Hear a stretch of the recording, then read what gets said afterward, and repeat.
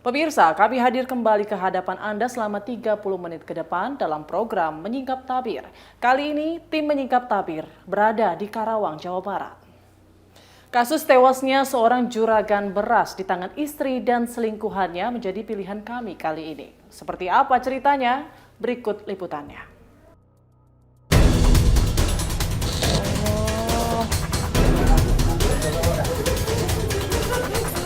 Bapak tidur, saya bukain jendela. Nggak lama, ada yang datang. Kamu yang paling pukul pertama kali? Kepala bagian kanan 2 kali, dan setelah itu bagian leher 4 kali.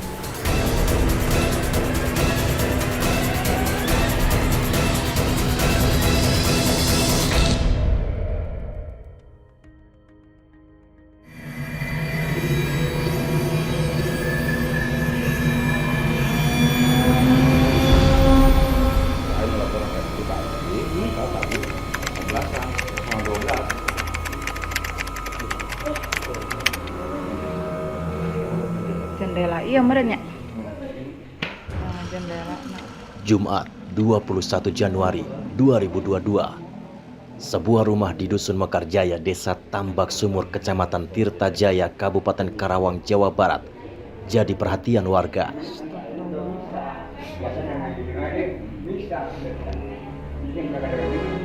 Ada yang lihat mukanya. Si ibu mungkin saksinya. Iya.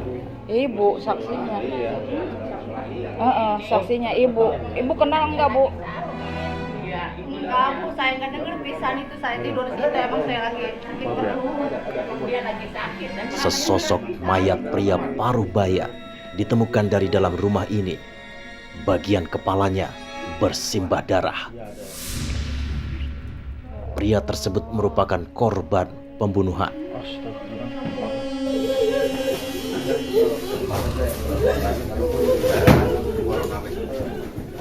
Ini bermula pada Sabtu dini hari pada pukul 00.30. Itu berarti tanggal 22 Januari 2022. Kami mendapat laporan dari masyarakat bahwa ada ditemukan seorang laki-laki meninggal dunia di Dusun Mekarjaya, Desa Tambak Sumur, Kecamatan Tirtajaya, Kabupaten Karawang.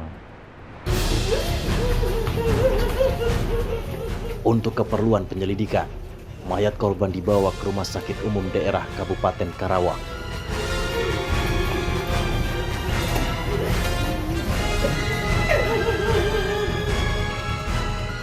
Korban adalah Muhammad Ota bin Nijah.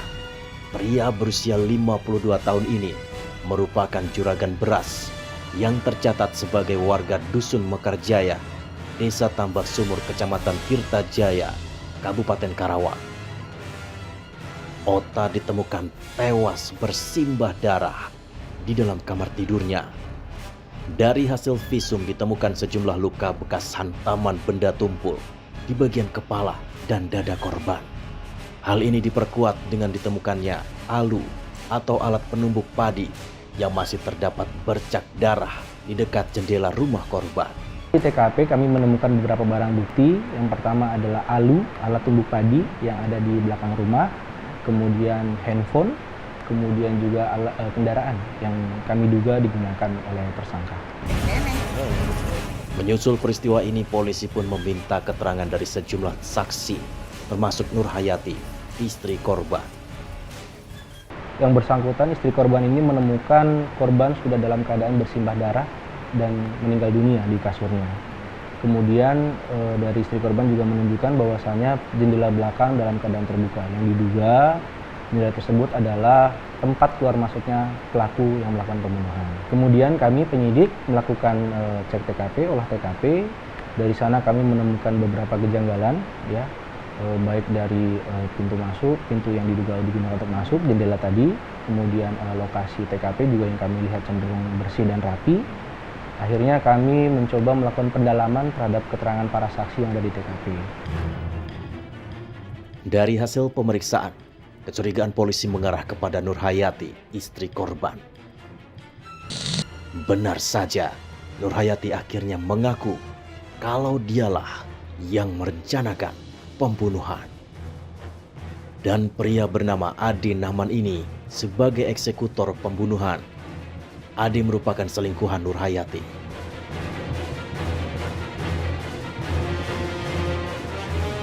Ade Nahman dan Nur Hayati akhirnya ditetapkan sebagai tersangka.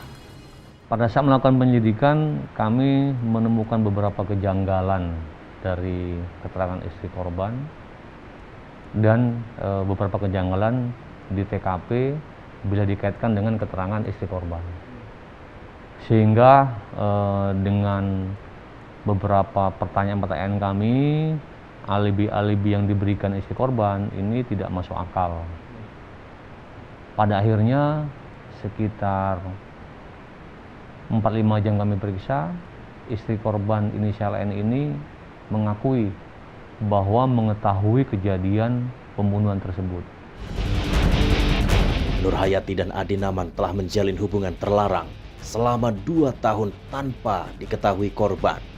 Siapa sebenarnya Ade Nahman dan bagaimana ia bisa menjalin cinta dengan istri korban?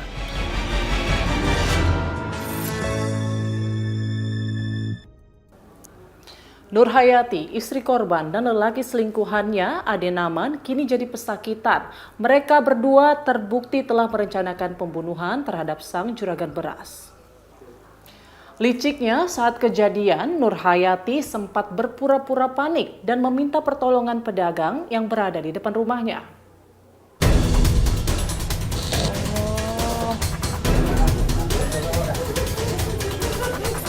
Bapak tidur, saya bukain jendela. Gak lama Ade Nahman datang. Kamu yang bom pukul pertama kali? Kepala bagian kanan 2 kali dan setelah itu bagian leher 4 kali.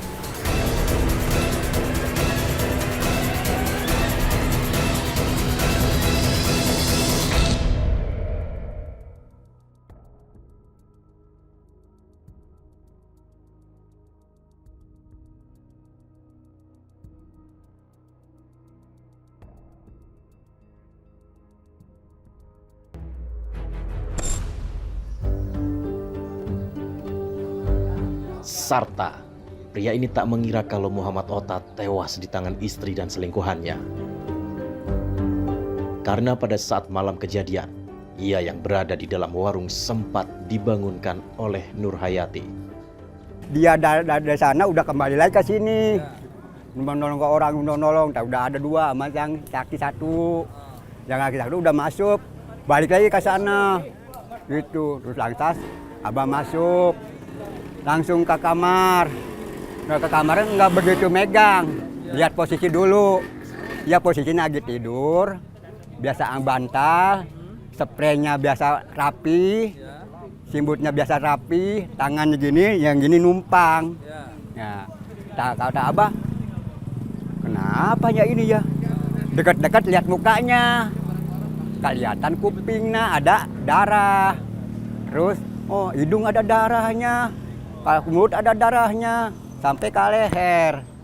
Iya kenapa emang kayak gitu jendela ada yang ngedongkel. Dah, aku ingat astagfirullah ini memang pembunuhan ini jendela mungkin ada yang masuk nih. Udah abah keluar. Di mata Sarta, Muhammad Ota merupakan tetangga yang sangat baik dan tidak memiliki musuh. Si almarhumah emang orang ngebaik. Enggak, orangnya pendiam, kalau ditanya nyengir duluan gitu. Udah pernah dia di sini ada cekcok sama rekannya di sini enggak denger gitu, enggak apa-apa enggak denger gitu. Dia orang baik.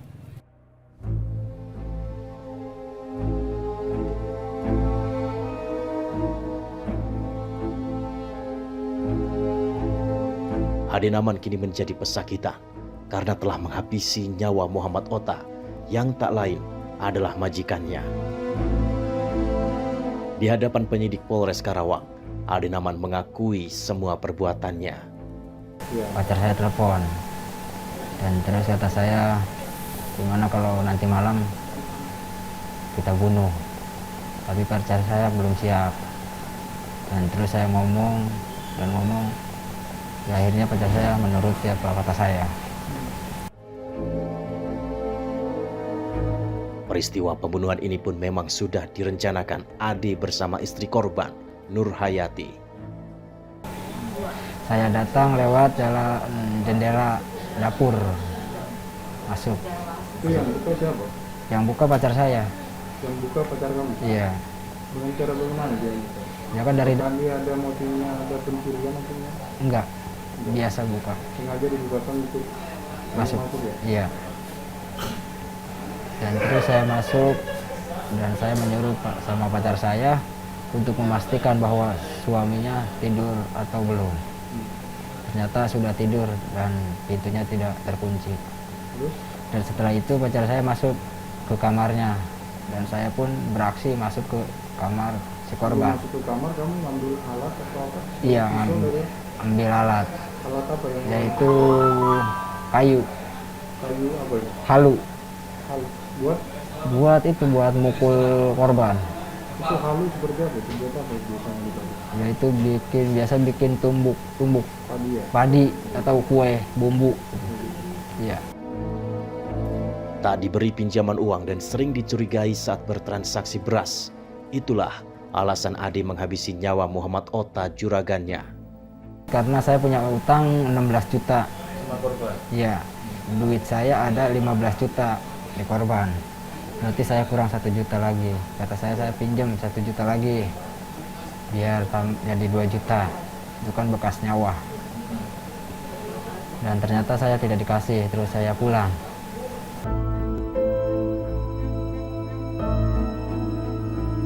Selain Ade, Nur Hayati, istri korban, juga telah dijadikan sebagai tersangka pembunuhan.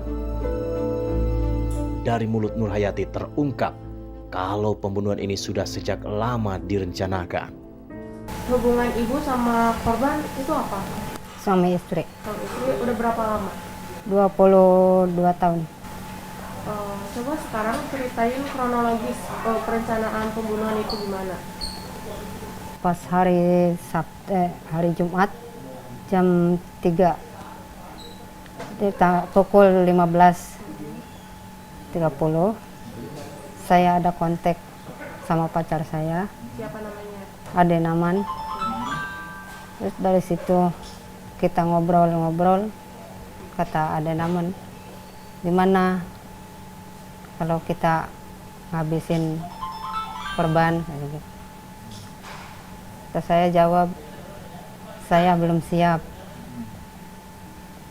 Entah, udah dari situ kata Ade Naman, kenapa belum siap? Hubungan kita kan sudah lama. Gitu. Udah ada yang curiga. Ya Bapak udah, almarhum udah mulai curiga. Sebagai tanda untuk beraksi, Nur Hayati pun memberi kode dengan menghubungi Ade. Tadinya mah cuman komunikasi biasa. Terus dari situ Bapak tidur, saya bukain jendela. Enggak lama ada Naman datang. Di balik jendela itu. Iya. Terus apa yang Terus saya ke tempat tidur saya lagi. Dari situ ada Naman, saya memastikan Bapak tidur enggak. Dari situ sudah saya enggak ngedengar suara. Langsung ada Naman mungkin beraksi. Udah enggak dengar suara apa? kedengaran suara berarti? Enggak. Cuman suara tempat tidur doang. Untuk mengelabui warga, setelah korban dihabisi, Nur Hayati kemudian berpura-pura panik. Saya keluar minta tolong sama tetangga saya yang dekat di situ. Histeris gitu? Enggak, Pak, tolong, kata saya. Itu suami saya ada yang membunuh, gitu. Udah berceceran darah, udah berdarah. Terus saya ke anak muda, nyamperin anak muda, terus anak muda datang, nyamperin juga ke rumah. Malam itu, Nur Hayati sengaja tidak tidur satu ranjang dengan Muhammad Ota agar bisa menjalankan aksinya. Setelah memastikan suaminya tertidur, Nurhayati kemudian menghubungi Ade Naman. Tak lama, Ade pun datang dan masuk lewat jendela belakang rumah.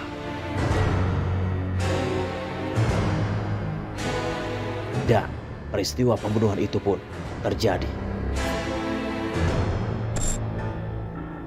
Sang juragan beras tewas setelah beberapa kali dihantam dengan menggunakan alu atau alat penumbuk padi. Korban pada saat itu terlentang di kamar ini. Posisinya seperti apa, Pak? Posisi korban ini kepalanya, ini kakinya. Ini pada saat itu masih dalam keadaan rapi, sama sekali tidak berantakan seperti ini. Ini tidak berantakan, tidak ada yang dicongkel. Pada saat itu posisi di sini masih ada kendaraan motor milik korban. Ada congkelan pintu jendela di dapur. Nah, pintu dapur. Jadi pada saat itu posisi ini geser ya, seperti ini. Jadi ini yang kebuka. Ini ada beberapa patahan dari jendela ini. Tapi kalau dari keterangan yang kita sesuai cek TKP oleh tim IDEN, bahwasanya ini adalah bukan congkelan dari luar, tapi congkelan dari dalam. Setelah itu kita lihat ada tapak kaki di situ, satu aja. Nah, kemungkinan besar si pelaku AN itu keluar masuk lewat sini. Inilah barang bukti yang disita polisi dalam kasus pembunuhan yang melibatkan Nurhayati dan Ade Naman. Baik, pagi untuk perkara pembunuhan yang kemarin, kami dari tim Satreskrim Polres Karawang mengamankan 3 alat bukti. Yang pertama itu ini disebutnya alu. Jadi alu ini dipergunakan untuk memukul korban sehingga menyebabkan korban tersebut meninggal dunia. Ada di mana aja, Bang? Jadi kalau dari hasil visumnya, otopsinya, yang korban itu luka-luka di kepala, terus luka-luka di wajah, di dada, dan di perut. Jadi kemungkinan untuk pelaku menggunakan alat ini untuk memukul seluruh badan korban. Jadi untuk pertama kalinya dipukul, korban langsung dalam keadaan pingsan. Dari keterangan si pelaku sendiri atas nama AN. Setelah itu kita amankan 2 HP. Ini adalah HP dari pelaku inisial N, dan ini adalah HP berdua milik korban dan N, yaitu istrinya sendiri. Semua sudah terlambat. Nurhayati dan Ade Naman telah menghilangkan nyawa orang. Ganjaran pun harus diterimanya.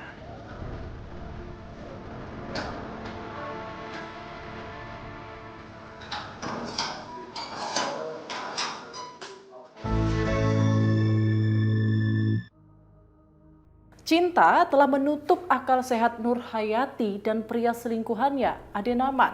Bagaimana tidak, mereka berdua telah berencana menikah setelah menghabisi nyawa korban.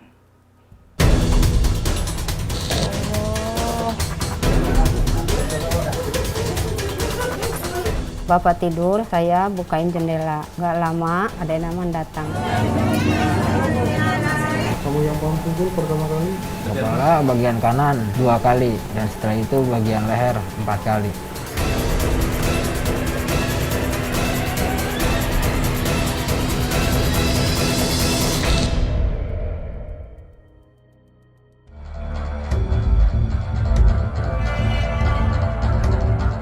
Setelah Muhammad Otta tewas, sang istri Nurhayati dan selingkuhannya Ade Naman menganggap sudah tidak ada lagi penghalang atas cinta terlarang mereka berdua. Mereka pun berencana menikah. Tersangka N dan AN ini sudah setahun pacaran. Jadi ya ada hubungan gelap antara kedua tersangka ini. Kemudian rencana kedua tersangka ini, apabila korban meninggal dunia, mereka akan melangsungkan pernikahan. Atas kuasa Tuhan, rencana busuk mereka pun gagal. Rupanya Nurhayati dan Ade sudah 2 kali merencanakan pembunuhan ini. Selama setahun pacaran inilah terjadi rencana 2 kali ini. Gitu. Tapi baru bisa dieksekusi kemarin. Baru bisa dieksekusi pada tanggal yang pada hari Jumat itu.